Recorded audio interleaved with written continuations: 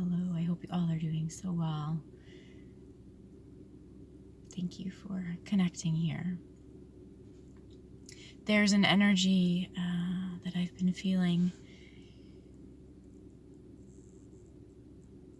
and I always feel challenged when I have to put things into words, because then I have to use certain descriptors or labels, and we all have our own perception and understanding of what those mean.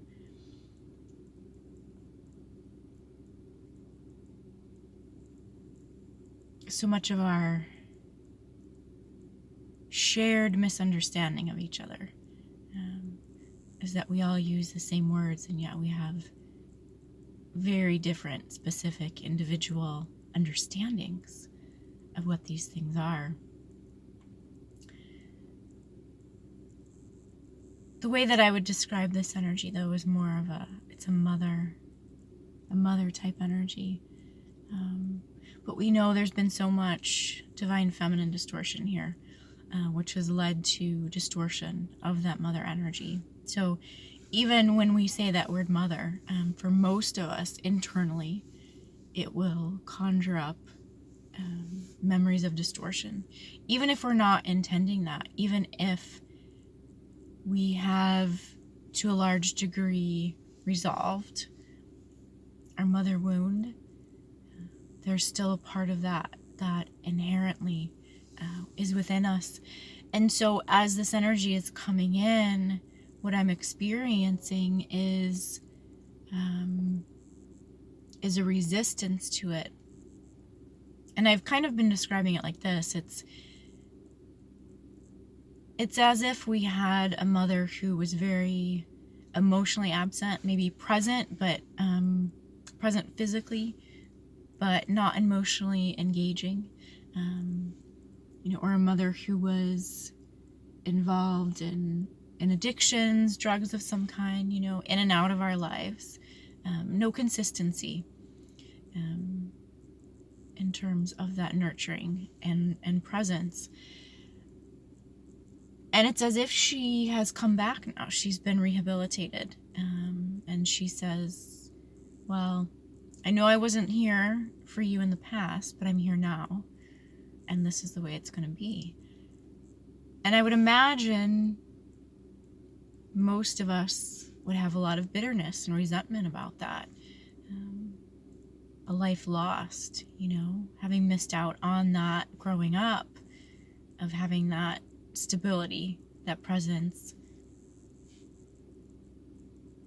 that feeling of safety and warmth and comfort, and more than that, the long-term sense that no matter what, we would be protected and we would be safe, no matter what happened. And I think that's the piece that so many of us are mostly longing for, this sense of safety, this sense of foundation. And yet these energies are here. We can connect to this through our own body, through our own energy field. It's different. It's not how we would perhaps desire it to be, more physical, right? Something, a guarantee, a contract, something that will assure us that no matter what we do, or no matter what we try, or no matter how we step out into our own expression, that we will be okay. We will always be safe. So we're doing this dance, crossing over this crack, let's say, in the earth. Do we step on the other side, or do we kind of stay here where we know it is? It's guaranteed, even if it's not perhaps what we're desiring, even if in fact it's less than what we're desiring, even if in fact it's pure hell. At least we know what to expect.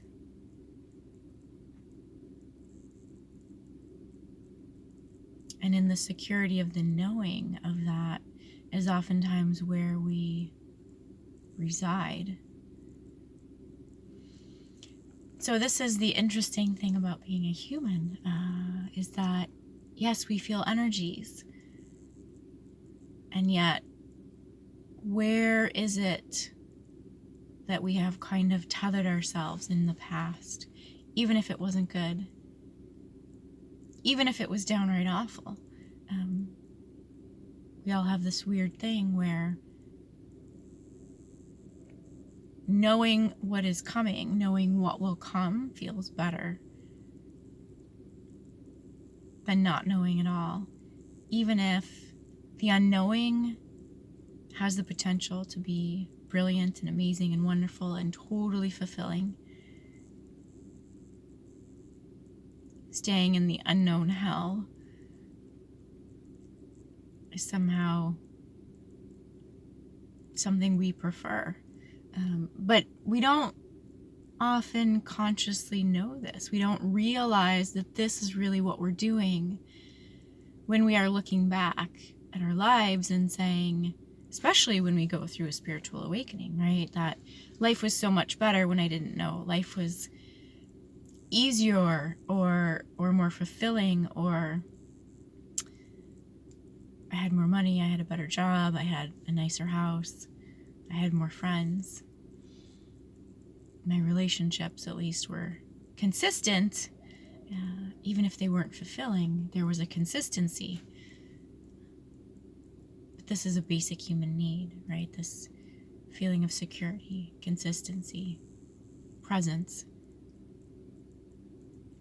But can we start to look at where these things in our lives, even if they were consistent and present,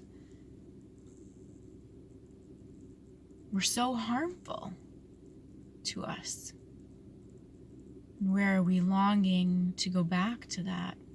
And can we see those patterns, those beliefs that we hold that actually have very little to do with feeling fulfilled and feeling joy and feeling peace? It's more about being able to predict, knowing something will always be there, regardless of whether or not it's beneficial for us or healthy or helpful.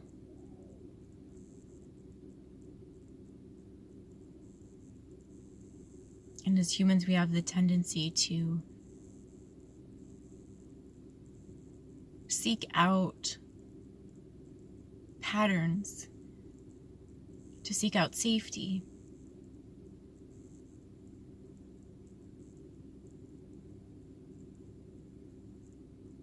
And yet, where is that safety actually a shackle rather than true comfort?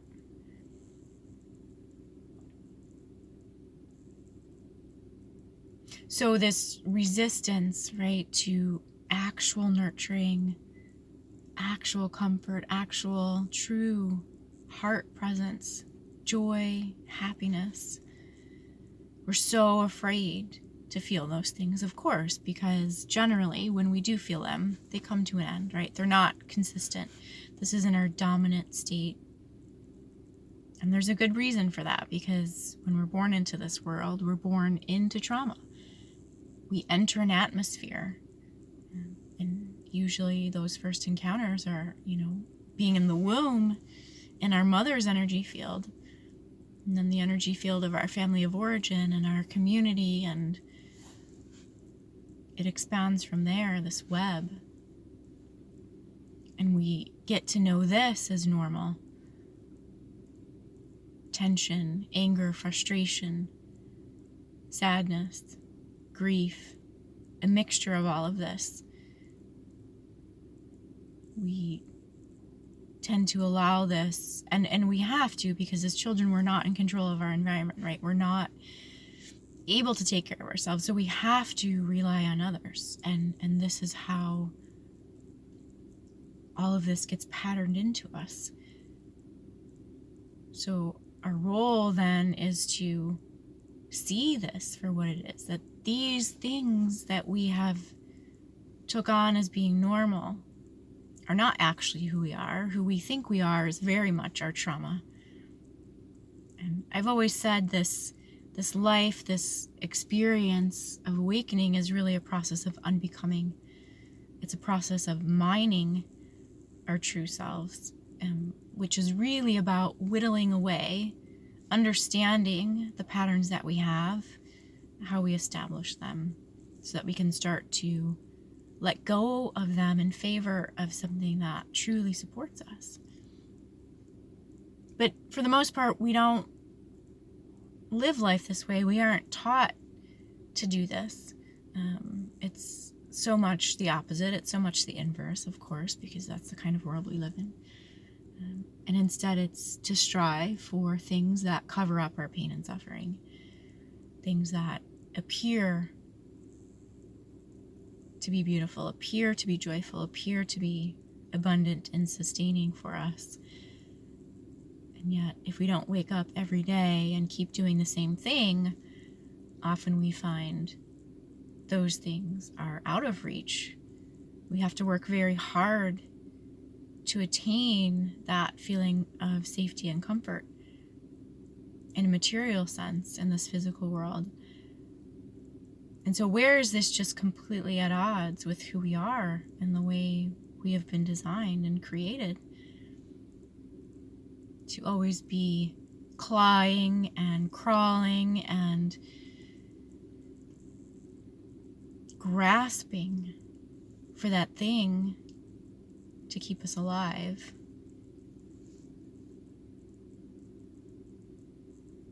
And so much of who we are and what we're here to do is residing within us already. And yet we're born into a world which seeks to quiet that, because then it would mean that everyone around us would have to also start to listen to that voice, start to follow their truth. And that seems much more challenging than just maintaining the status quo in what we've always done. So when we come into these families where these things haven't been addressed for so many generations, it feels unbearable. It feels like we are going to die. Because there is that voice inside of us, that energy inside of us that knows something different, that knows this isn't the way this is supposed to be.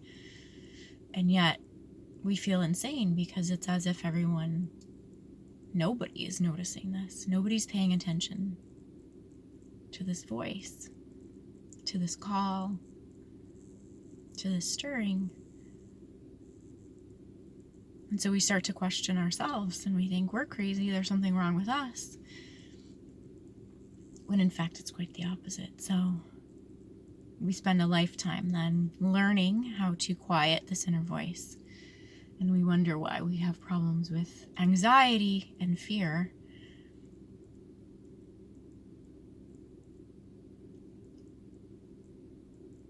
Because we've become our own gatekeeper, our own prison warden. We've learned how to keep ourselves locked up, and yet we think that's living. What we're doing is actually imprisoning ourselves every day. And this is the way most of the world lives. So can we start to understand that the pain that we're feeling and the dread that we feel every day is actually because we are locked up inside? And what can we do to start to honor that voice and that expression? Oftentimes in spiritual communities we'll hear about, self-help, self-care, do these things to love yourself, stop rejecting yourself, as if that's something we are actively choosing to do.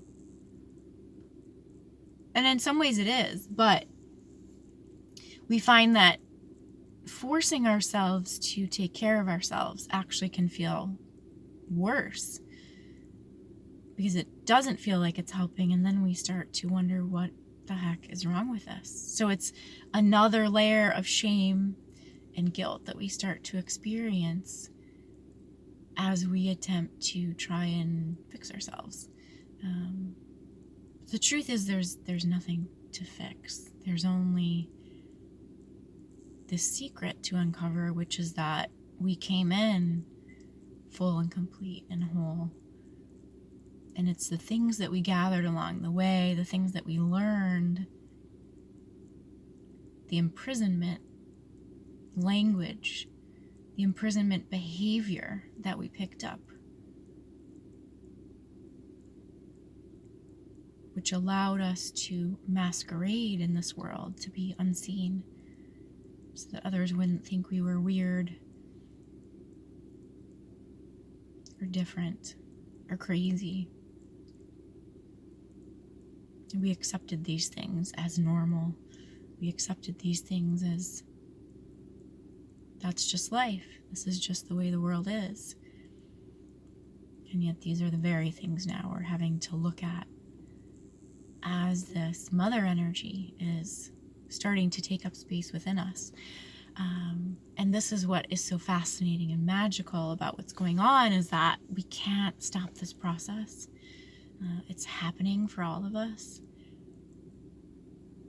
And yet, where we're not recognizing that this is what's happening, this is where we suffer. We start to feel more agitated, more anxious, more sad, more hopeless. It's because we're resisting this release. And again, resistance can be kind of a harsh word. It's many times not conscious. And that's where we have to understand, okay, well, if it's not conscious, we have to make it conscious. We have to find it. We have to figure out what this is. What are these things that are in place within us? Where did they come from? Where did they start? How have I taken this on as my manifesto in many ways, my way of being? Sometimes these are things we have great pride in that we do. Oh, everyone loves being around me. I never upset anyone. Everyone has good things to say about me. And yet, where's that? Because I don't ever say what I really feel. I don't ever speak my truth. I just want to keep the peace. At what expense, though? But that starts to kill me on the inside. We're all dying. We are all desperate to let ourselves out of this prison. And yet, the fear of the judgment and the repercussions of expressing ourselves is far greater than we can imagine. Mostly, we see this because we're not even recognizing that this is what's really happening. And in the spiritual world, it can be quite dangerous because there are many belief systems that would tell us that there are things outside of us that are attacking us, that are causing us to feel this way. And I would argue in many places that those are actually ways for people to continue to not look inside, not to see what's really going on. It's an excuse. And then if we're waiting for things outside of us to change before we start to feel better, that's a good clue that we're in a place where we are really kind of bypassing and ignoring what's going on inside of us. So, the interesting thing too is that as I'm discovering, this nervous system is very critical to our healing and to our spiritual awareness. And yet, the nervous system essentially is part of what creates the tone in our energy field. And if like energy attracts itself, where we are within our dysregulation because of our trauma, I would assume that this means that we're attracting others who are similarly traumatized. And so we have to be cautious.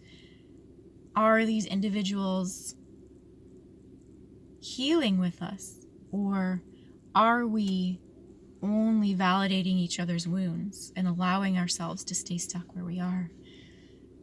And this is really, I think, a lot of what is going on in the spiritual world. Not the spiritual world, the energy, but the human groupings of spiritual awakening, these congregations, which essentially perpetuate the bypassing, and sometimes can even traumatize us even worse, or continue to re-traumatize us where we have these wounds, because we tend to seek out, again, energy that we are familiar with. So oftentimes if we had a mother who ridiculed us, or parents, or experiences, right, where we were highly ridiculed and criticized, even if we think we are connecting with mentors and teachers who would support us, oftentimes we find eventually what happens is we are repeating, and they are essentially our wounded parents. So where are we seeking guidance and assistance from individuals who essentially are our parents, who have not also faced their own healing? So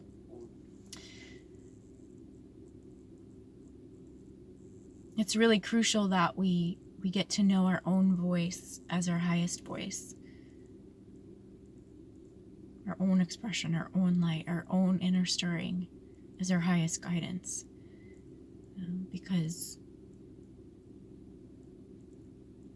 otherwise what happens is we continue to seek the message outside of us that will make us feel better.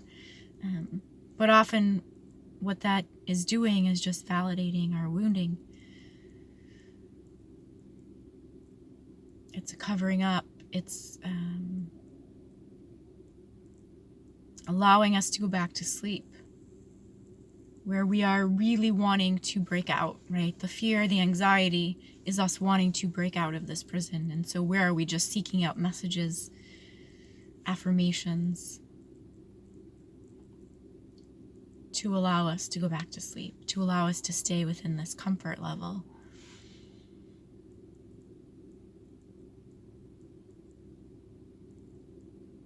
And is it really comfort, or is it really the fog of the dysfunction and the distortion? And it can be really challenging to tell a difference in the beginning. But I think through all of my experiences, this is what I have found over and over and over again. I have connected to people who I believed were highly evolved, highly spiritual, only to find that they were using their spirituality to mask their wounds, to allow themselves to stay in that pain, to not face it. And we do this because mostly we don't think we know how to deal with it. We don't know how to face it. But yet where these individuals oftentimes not only perpetuate this within themselves, but gain followings as a result of this, because we can all relate to that wounding and that trauma. And yet we always have to ask ourselves, are we feeling better? Are we progressing? Are we changing? Are we evolving? And if not, we have to go back and look at why. Life is not a waiting game. It's not something that we can think our way through. It's something that we experience. It's something that we intuit. And yet, for the most part, when we come into our spiritual awakening, in the beginning we feel. In the beginning we know we're called. But oftentimes we become entrapped in the mind. We become entrapped in mental teachings and these systems of belief, which are not experiences. They're not energies that are actually resonant with our true light, with our true field. And we can very much get wrangled into someone else's trauma story, into their distortion, and think that this is a new belief system that we can adopt in order to help ourselves.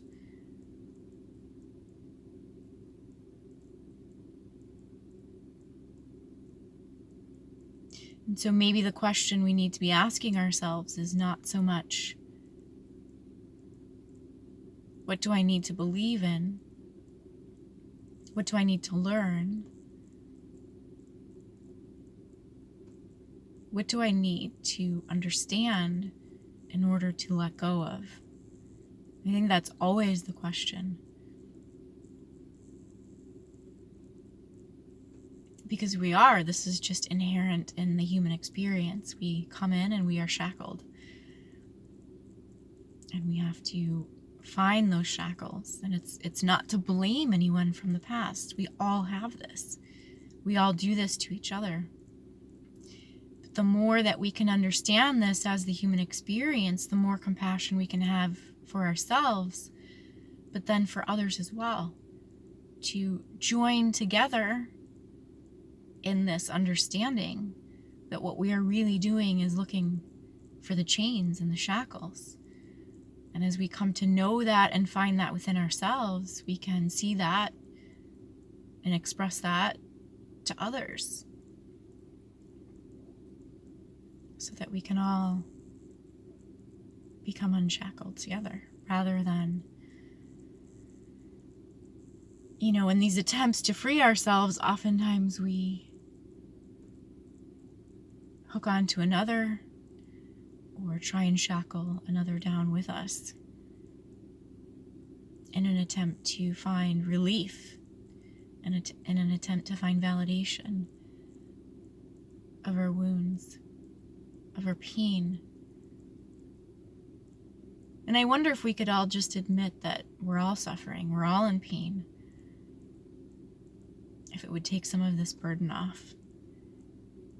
I think a large part of the spiritual experience is thinking that others are better than us, have healed more than us, are somewhere ahead of us in their healing.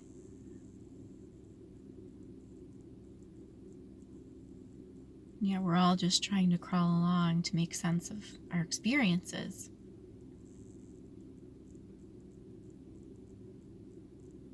And I wonder if we knew that, if we looked at those who are next to us, or even maybe what we perceive to be in front of us, and understood.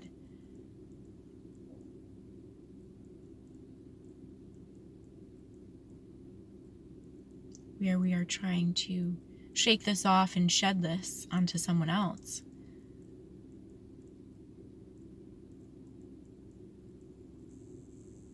And really, if we could join hands and understand and know we're all just trying to do this together in the same way, would we find some peace in that?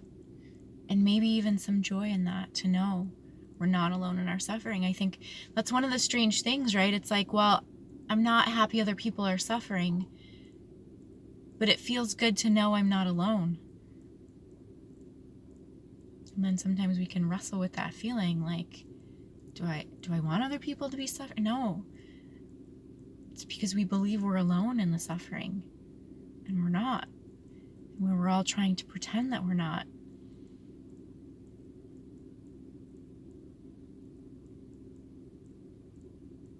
We all just want to feel better.